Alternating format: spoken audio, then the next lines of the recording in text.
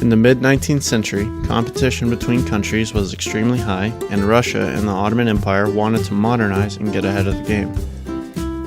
However, neither country could compete because of internal political crisis.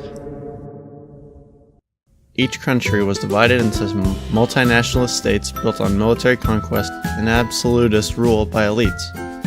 Both countries opposed representation and didn't want to unite and work together. In the 1850s, serfdom was abolished and a new local government was established. Sadly, the hopes that it would lead to a national parliament were crushed, leaving nobility and bureaucracy in power.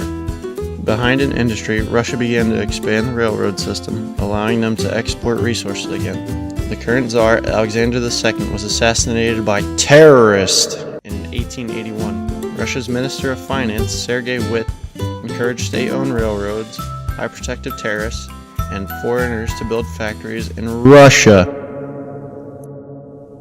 This move allowed Russia to catch up with Western countries in power. By 1903, Russia had begun influencing China and Northern Korea to the protest of Japan. After ignoring the protest, Russia was attacked in 1904 by Japan, who scored repeated victories, which forced Russia to surrender. This military disaster caused political upheaval in the form of subject nationalities calling for self-rule and urban factory workers calling for increased rights. These groups converged in a peaceful protest on a Sunday at the Winter Palace in January 1905. The guards responded by opening fire, murdering hundreds. This event came to be known as Bloody Sunday and resulted in mass protests, strikes, and revolts. By October 1905, the Tsar issued the October Manifesto, which granted civil rights and promised a legislative committee based on popular vote, with universal male suffrage. However, this committee, called the Duma, was revoked within a year of its creation, restoring some power to the Tsar. By the 16th century, the Ottoman Empire had reached the peak of its development under the leadership of Suleiman the Magnificent. That didn't mean much for the Ottomans because 200 years later, they were falling behind in almost every possible way, from science to military. In addition, during that time, Russia and other European countries were threatening to invade, conquer, and divide the Ottoman Empire. It got to a point where in 1816, the Ottomans were forced to grant Serbia local autonomy. One country who had their sights set on the Ottomans was France, who began a long, bloody campaign invading Algeria. One threat, however, wasn't coming from outside, but the inside. Muhammad Ali. No, not that Muhammad Ali, you idiots! The Egyptian governor, Muhammad Ali. In 1839, he attempted to overthrow the ruling of Emperor Mahmud II, but European powers forced him to spare Mahmud's life.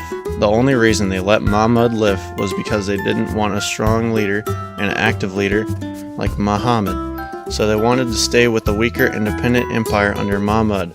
In response to the attempted coup, radical reforms were launched, lasting until 1876. They were only slightly successful because all they got was a new constitution and a short-lived parliament.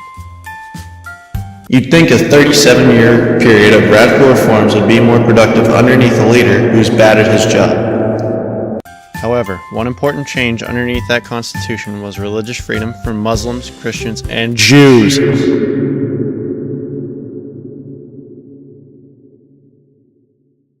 As well as equality before the law and more modern government and military.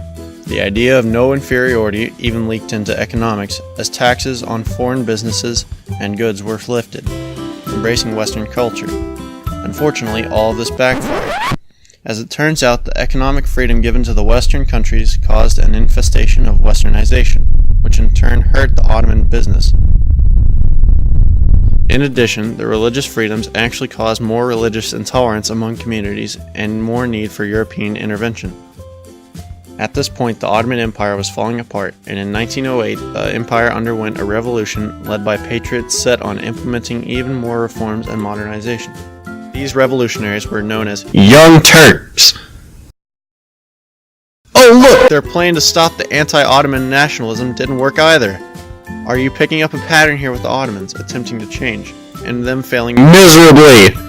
It wasn't all that bad though, because they helped bring a modern secular Turkey after the Ottoman Empire just...